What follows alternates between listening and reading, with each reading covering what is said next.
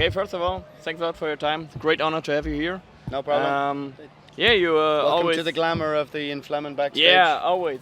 Backstage is always glamour everywhere.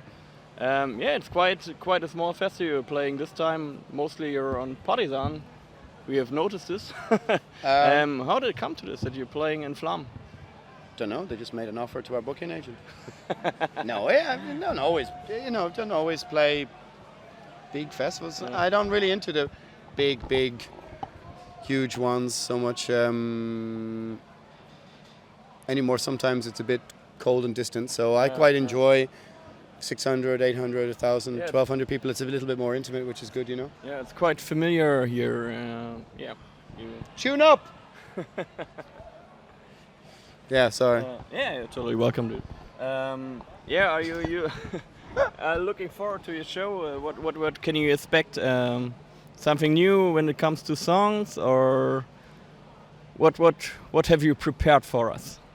I don't know. It's very rarely that we have the set list worked out too much in advance. We can change it at the last moment. Okay. Well, I mean, we don't really rehearse, but we know so many songs. Yeah. So we can sort of change the set kind of at will if we want to.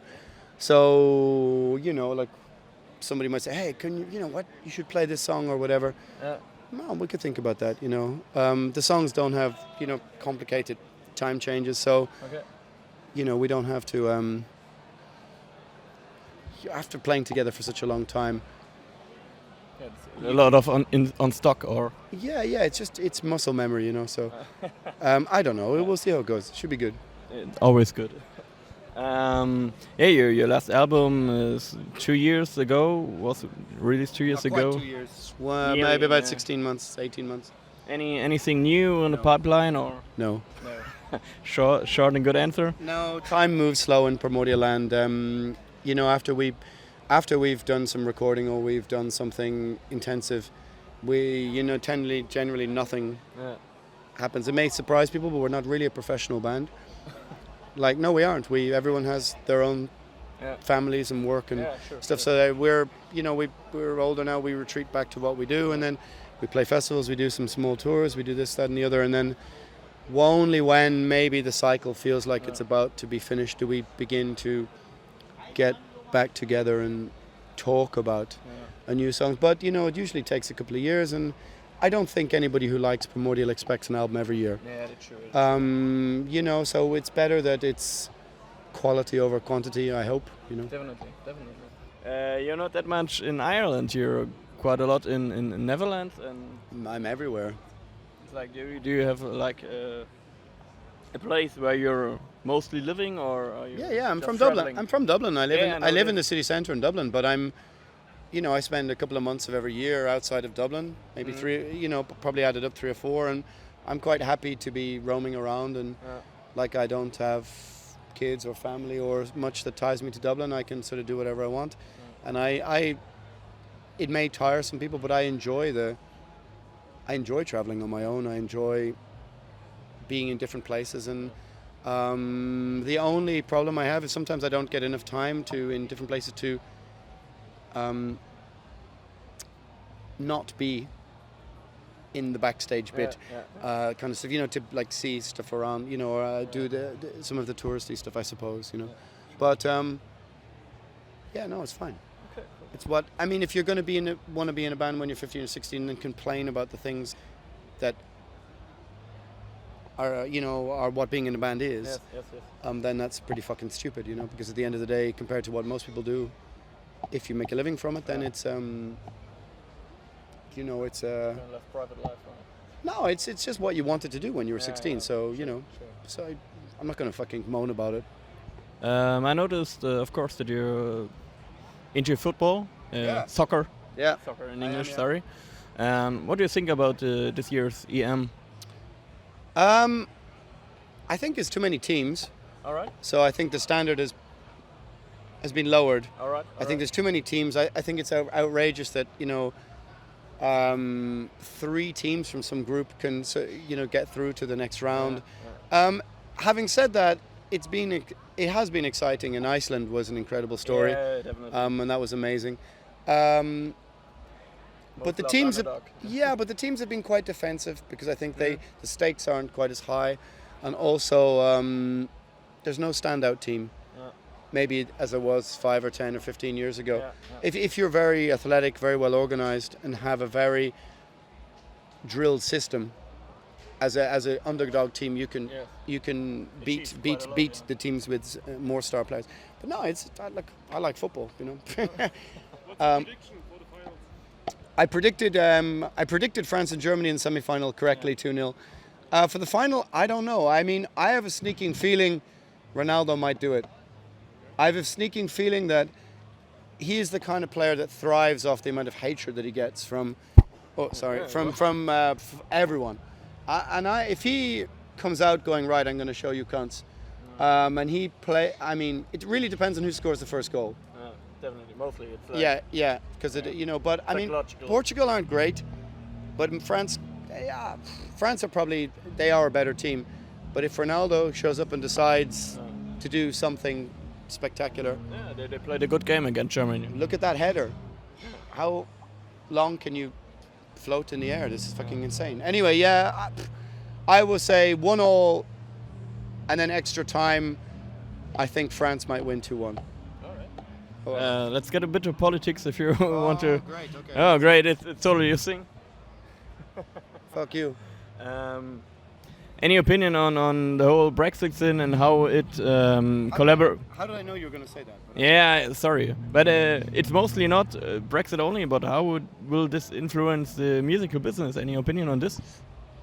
No, that's interesting. Well, from a musician's point of view, the concept of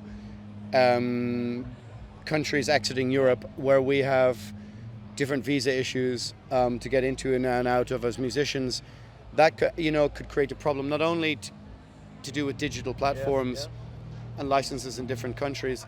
I mean, as a musician, it could create a problem to have to, for example, enter France from England on the ferry and have 2 different visas, so simple things like that, it could have an effect. I mean, in a broader terms, in a way, I understand it. I think economically, Brexit represents a very dangerous precedent. Yes.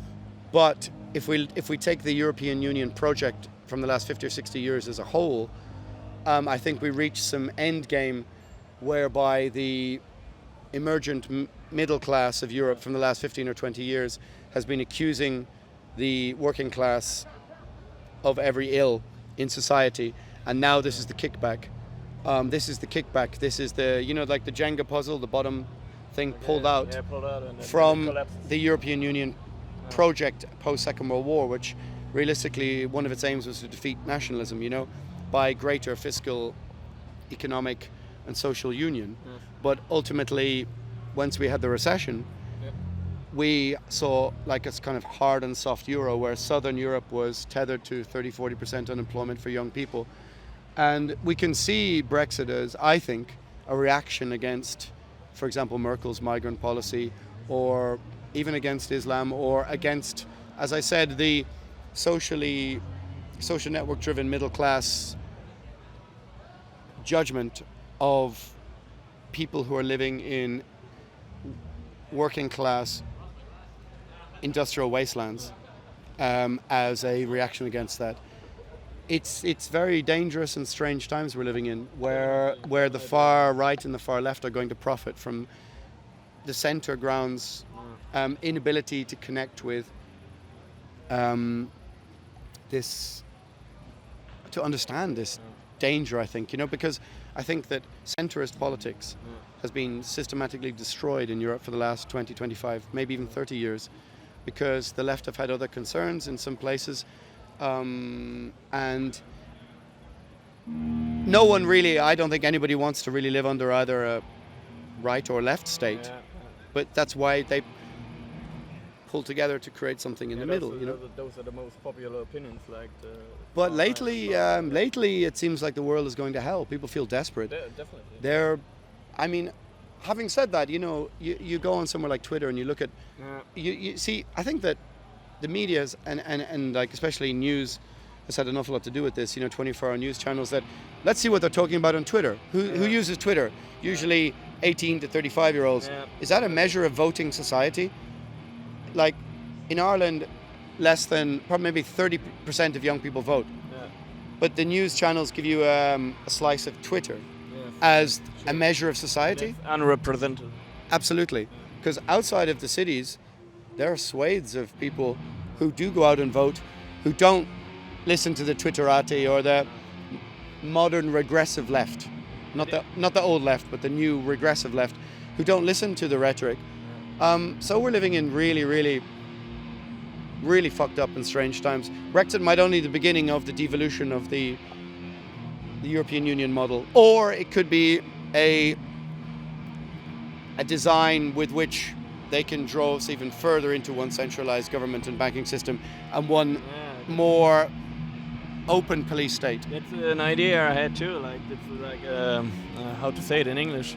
Like one sign that moves people to think about if this could work really or what the problems have been so far. Well, I mean, I think we're living in an age now whereby you have to consider every news source, where it comes from, that everything could be spin, that every photo might not be real. True. That we're living in an age where trying to find your way to the bottom of a story, like when you see a picture of some, I don't know, let's say some Palestinian kid crawling out of rubble, do you know it's real? Do you know where it's from? Do you know, like, everything is so spun that it's very hard to not feel utterly powerless and utterly like the world is descending into absolute chaos.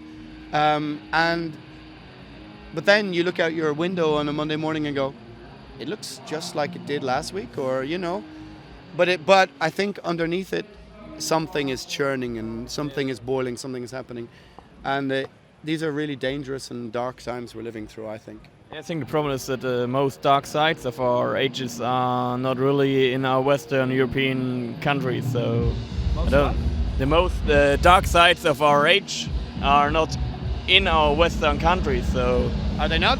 What about the war in the Balkans? Yeah. 20 years ago. I mean, just because, obviously the project of the European Union to make countries economically tied together so they don't go to war together doesn't mean you can't have civil unrest on the streets. Yeah. I mean, they've tried to placate us, like this Soma sort of public, in the West, and remove that will to want to protest, but I don't know. I think sometimes the problem is that it's just an economic bound. It's not a. That's the only thing that bounds most countries is economically, and this is the thing that's crumbling now. Yeah, well, I mean, it has been. I mean, look in Greece and Italy and working class areas of Dublin, I'm sure you could look at probably 30, 40, 50% unemployment statistics. They don't give a fuck about, the grand European plan for the deconstruction of old European nationalism. They just know that they're living in a cycle of poverty and unemployment.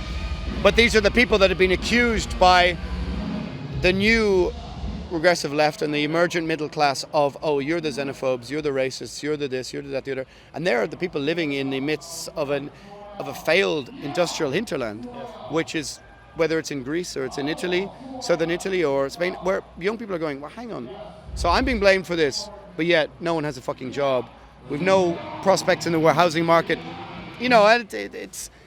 It's I think that, like I said, people have been accused of being the perpetrators of a grand problem for maybe something is happening to pull the block out from underneath. I don't know. Part of me wants fucking chaos, Yeah. Paradise can come out of chaos, but you never know. Can always become hell. And I think it will be. Yeah, I think so too. Yeah.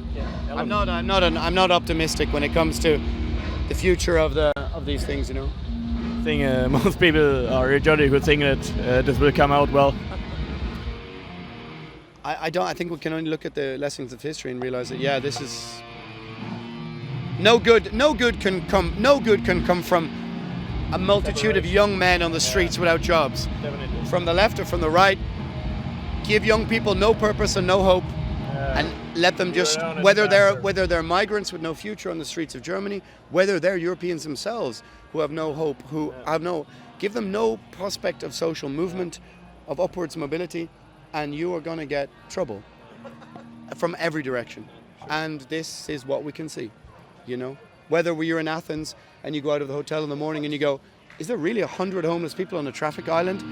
And do they all look like, are they junkies? Fucking hell. And they're from Kazakhstan. Holy fuck, really? Hey, you know, like, chaos only comes from that. So, anyway, you know. So just, it's only the things I've been singing about for the last 25 years. All right. What a perfect, depressing end, dude. Coming to fruition, And yeah. Again, I said dude, sorry. No problem. Yes, don't say dude anymore, yeah. It's because of my poor English. No, your English is fine. Those 2 words I That's can all right. say. That's all right, man. No problem. Thanks a lot for your time. No worries, man.